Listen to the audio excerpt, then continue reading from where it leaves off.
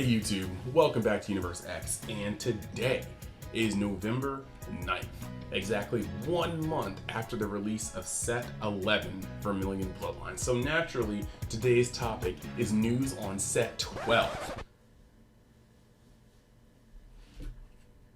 Huh. Yeah, Set 12.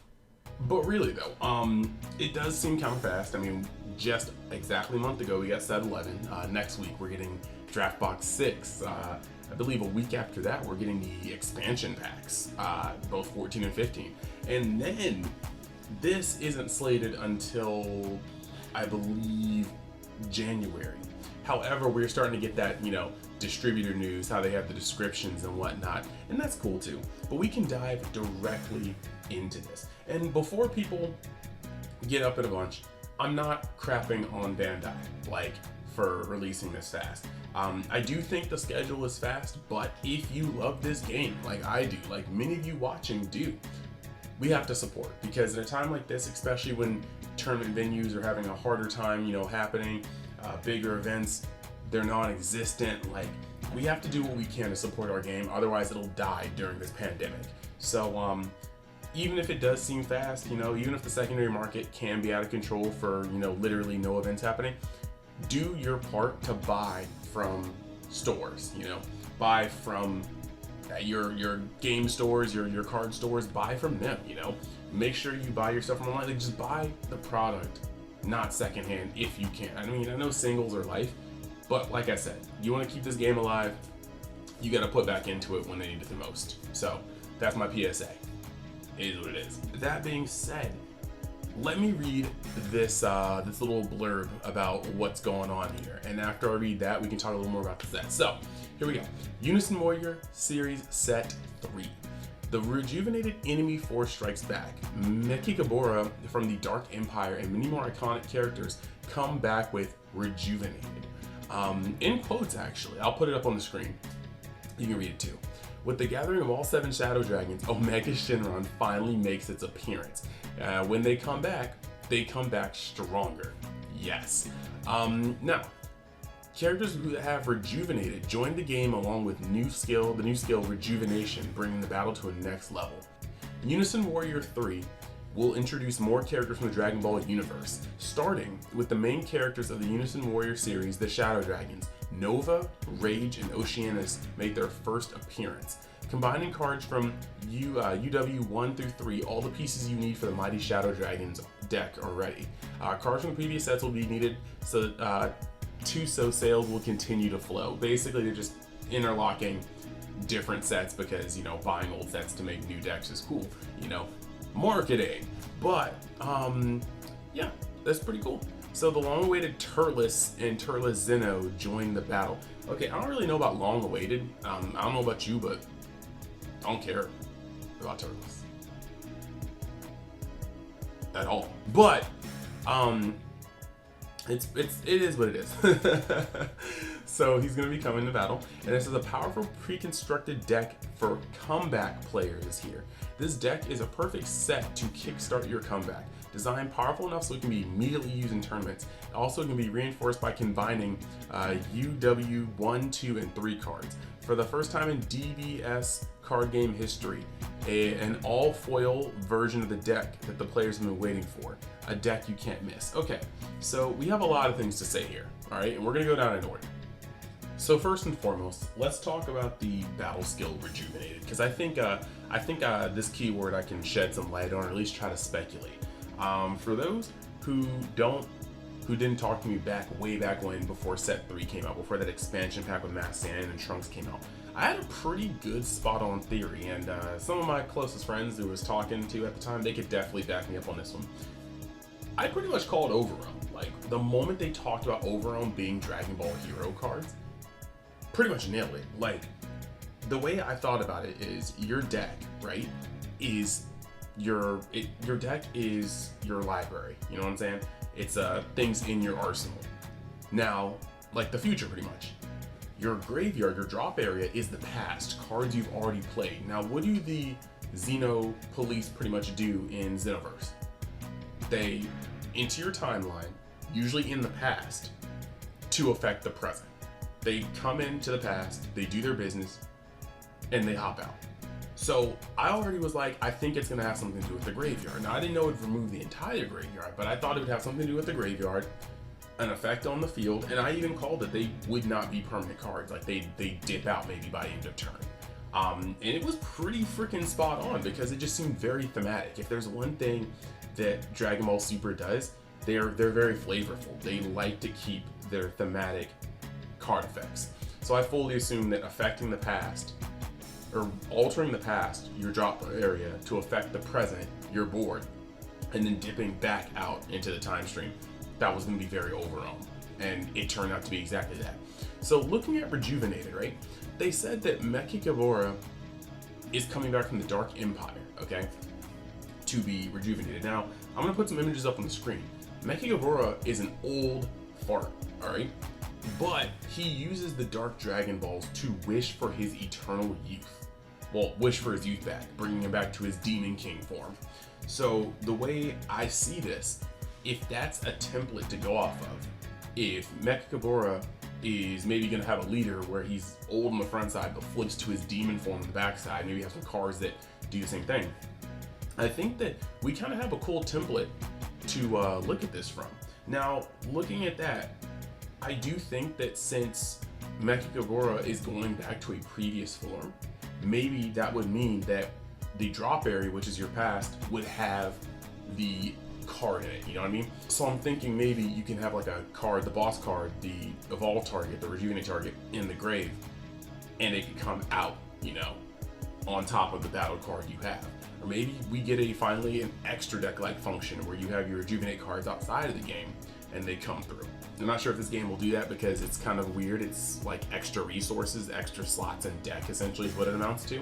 Unless they shared the same 60 card total, you know, with the outside the deck, inside the deck. But even then that'd be kind of wonky. So like another thing though, is if they don't want to be along the same lines that they were in some of the other sets, you know, with stuff evolving out of your energy or from your hand onto energy or things coming back from the grave, maybe with Rejuvenate, they can make the first double-sided battle cards.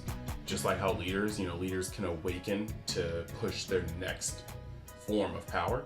Maybe these battle cards will have Rejuvenate and it'll be like an awaken skill. You fulfill certain certain conditions and then you flip the card to its rejuvenated form. That would be cool, double-sided battle cards, and I could easily see that happening. It doesn't change how many cards are in your deck, but it does change the landscape of it, because they did say taking the battle to the next level. That being said, with the mechanic like Rejuvenate and the titular, dude that they mentioned here, I'm thinking that Rejuvenate could have a couple of other key targets, and some of them may have already been hinted at. Characters that have done the same thing throughout here, right? You've got Mechikabura going from his old self to his Demon King self using the Dark Dragon Balls, and he's definitely got Rejuvenate, so there's that. You have Demon King Piccolo, who was an old fart too, but he wished for his youth back and became his prime. So he could be like a red Rejuvenate card, maybe even leader. He literally did the exact same thing. I don't see why they wouldn't include that. For yellow, you have Slug. Slug wished for his youth as well. He was also extremely crusty. He wished for his youth.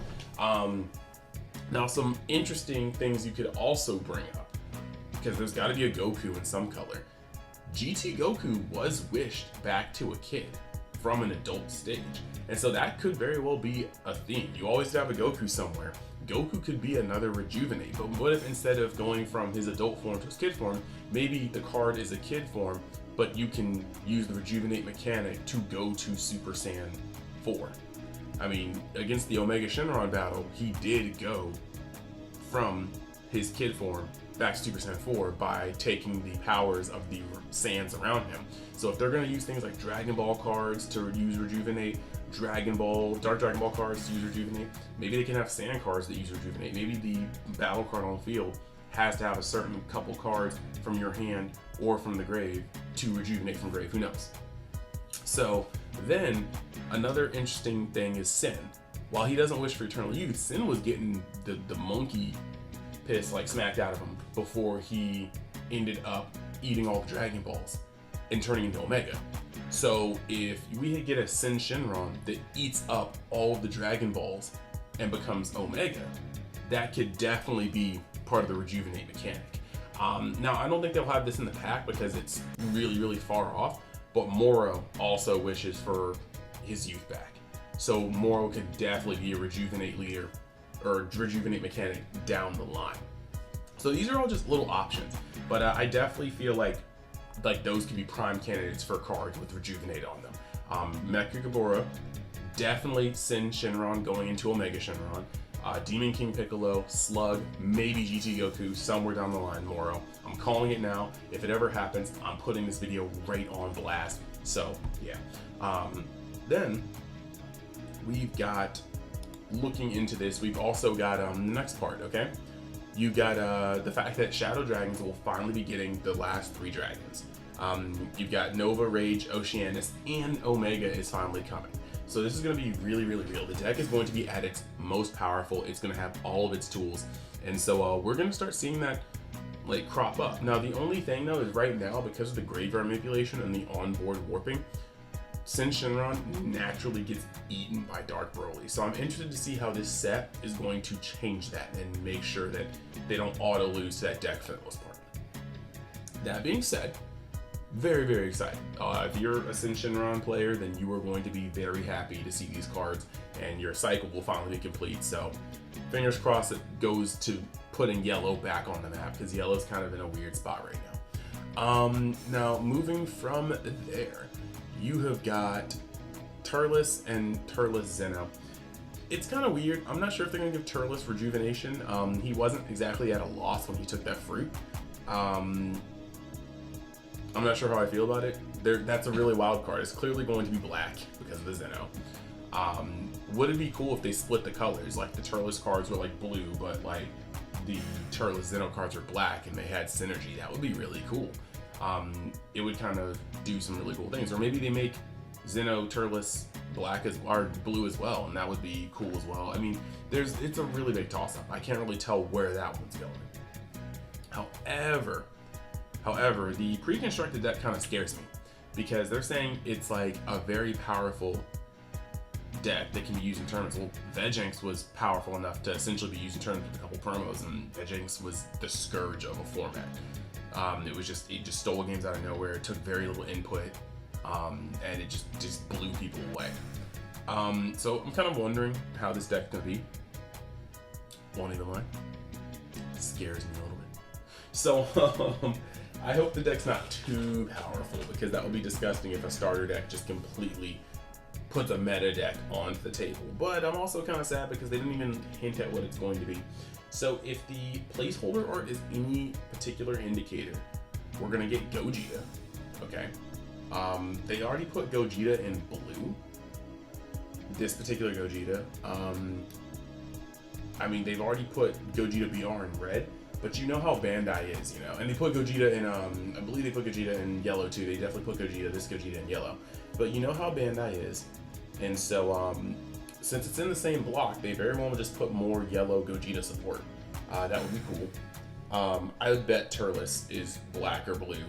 Mecha Gabora, I can see him being he's gonna be the premier black leader, so I can see him being in black. If any of these leaders come out, I think Slug would be yellow. I think Demon King Piccolo would have to be red to fit his current themes with the Unison, Giant Force Unison coming out. Or maybe he'd just be green because Bandai likes to shake things up. But I do think all these leaders have a high chance. I mean, actually Slug will probably be green. Slug will be green because Omega Shinron is clearly going to be yellow. Sorry for messing that up. So if they were to put Slug in there. I do think this speculation has a high chance of happening. I do think that because they're turning back to their past selves, if Bandai's going to be thematically cool, I think they're going to have graveyard recursion, making these decks naturally not use Overwhelm as much. But Mecha Gabora could do it from work because he is black. So I hope you guys like the speculation video. Leave your comments down in the comments and tell me what you think Rejuvenation may be. Let me know if you think there are any other leaders or cards that could be put in the Rejuvenation, keyword skill, and just let me know what you think about speculations. So thank you guys for watching. I hope you guys enjoyed the video one more time. And if you like the content, hit that subscribe button so I can grow the channel. Thank you, and I will see you next time. Later.